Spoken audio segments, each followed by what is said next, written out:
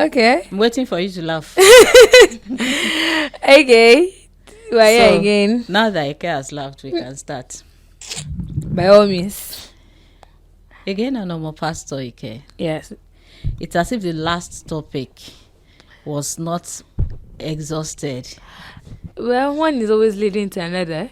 So It looks like there was more to it. Mm-hmm. And that aspect of, okay, so I'm a more pastor. It's not that I don't want to go home. It is that I feel unworthy, undeserving. Yeah. I feel unloved or unlovable. I feel dirty. Mm-hmm. I feel like what I have done cannot be forgiven. Like I have crossed various boundaries. Yes. And it's just even to me, I think it's even better to not go near my family, to save them from the disgrace and the stigma and yeah. the consequences of the things that I have done. Does it not sound like a familiar story? It does. It does sound like the story of the prodigal son. Exactly. So today, our topic is, I'm a pastor, self-forgiveness. Yeah, it's time to forgive yourself. It's time to forgive yourself. Okay, so we said that it sounds like the story of the prodigal son. And we're saying that you can have the happy ending the prodigal son had. He was not stuck on the point of, I have done this. I have left home. I've squandered all the resources, everything that I could get from the house. Will I go back home stained? We're saying that you can have the happy ending because your father is actually there waiting for you. You know? But before we get to the happy ending, let's talk. You know that when we have caused pain for other people or caused ourselves pain, it now looks like it's easier to forgive others. Yeah. And we'll be struggling to forgive ourselves. Yes. It just looks as if we can't. We are unwilling to abandon that self-resentment, that self-judgment, you know. And when we do that, when we cannot abandon it, it keeps us in that state of, I am bad, I am dirty, I am unlovable, I am stubborn. It keeps you accepting all the negative things you have done. But you know you are not the things you have done. Yes, you're just in a loop. You are not the things you have done. You are all those things you have done. They are there, but they do not label you. The ability to abandon those resentment, the willingness to say, you know what, I have done wrong. I recognize that I have done wrong. But there must be a way to move on from this. That is self-forgiveness. Okay, so personally, I like comparing self-forgiveness or the inability to forgive yourself as a person deciding to put bricks in their heart. You going all along with an heart problem and not finding a solution to it. The end result is an heart attack. Medically, it's an heart attack. So why not try to offload? So our points, what we're trying to sort today, I'm thinking the focus of today's podcast is finding a way to offload. Because that will foster generosity. Yes. It will foster self-love, compassion towards yourself. You will give yourself grace. Because without giving yourself grace, it will be difficult to retrace your steps. Yes, it will. You need to release those excess guilt. Like you because are they really serving any useful function? When you're carrying about those guilt. Like you said, the rocks in your heart. Yes. What's the function? I don't know. It's not like you're building castle. So it really does not. Oh, you are building castle of pain. And it's just, even when you are building castle of pain, yeah, and bitterness. Yes, when they are trying to build a house, I know that they used to do level. They will first level the ground, and that's what we're trying to do. Like you said, it comes with the first point of it is acknowledging the fact that you've done something wrong. We are not saying that what you did not matter, or you did not do anything wrong. Of course. Auntie, yes, you did something wrong.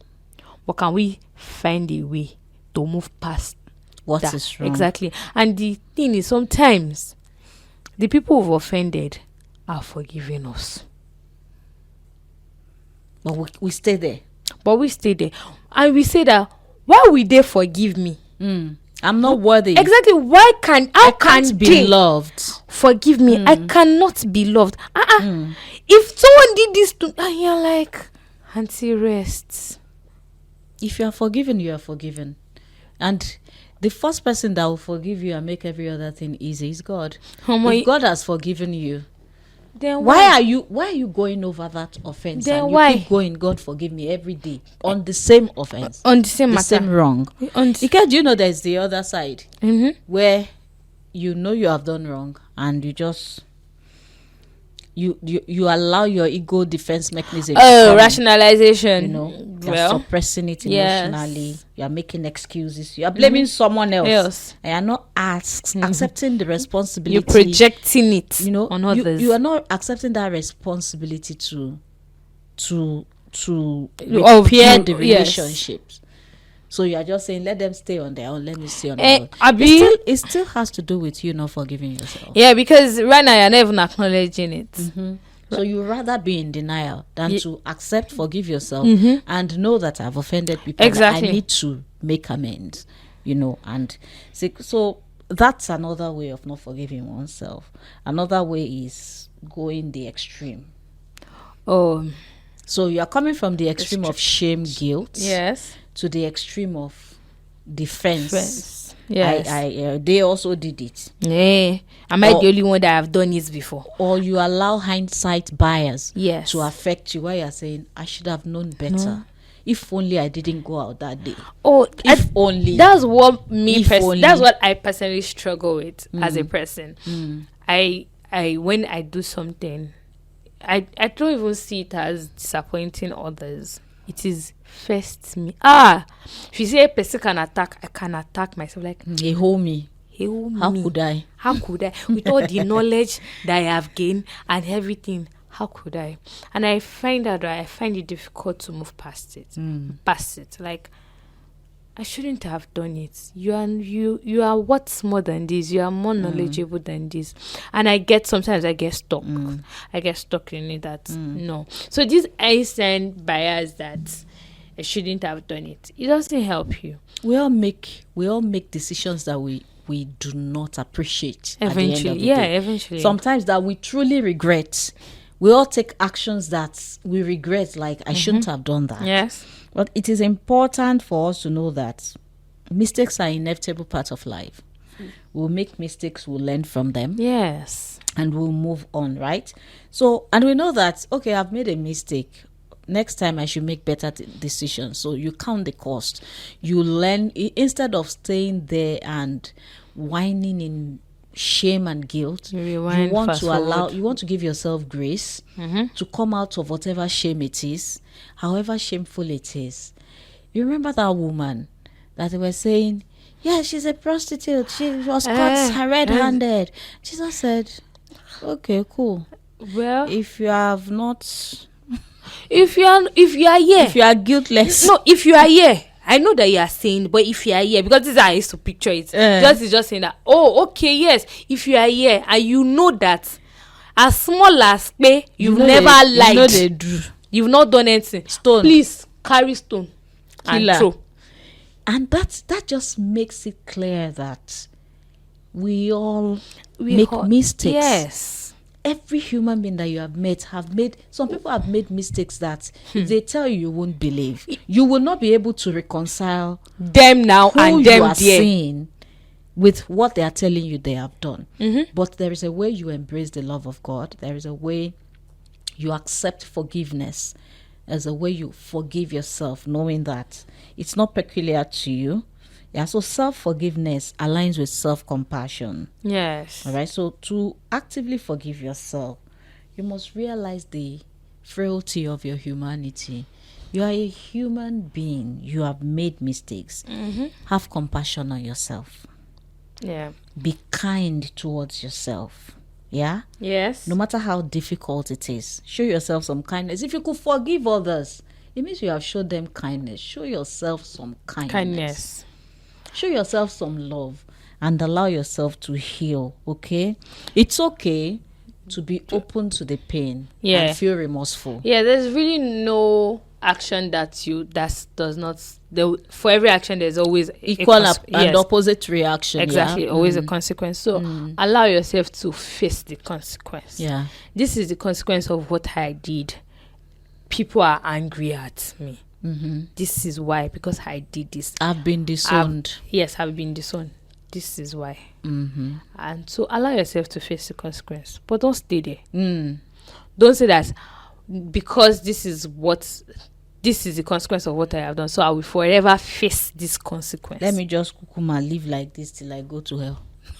Well, till you go to hell, well, no. Hell is not created. It wasn't created for you. It really was. And you don't have to prepare to go to hell, right? Yes. So you it's okay to be remorseful, but being compassionate towards yourself in the face of adversity is also very important. Yeah, and there's strength in forgiving. Yeah, despite that pain, when you forgive, you gain more strength, right? Oh yes, you gain more strength. By the way, forgiveness is not easy. Forgiveness is not easy at all.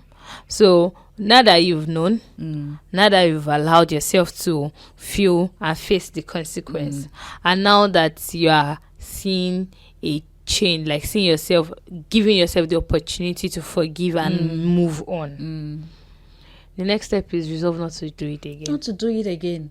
I've learned my lesson. You just know that this is a no. Never to return. We shan't do it again.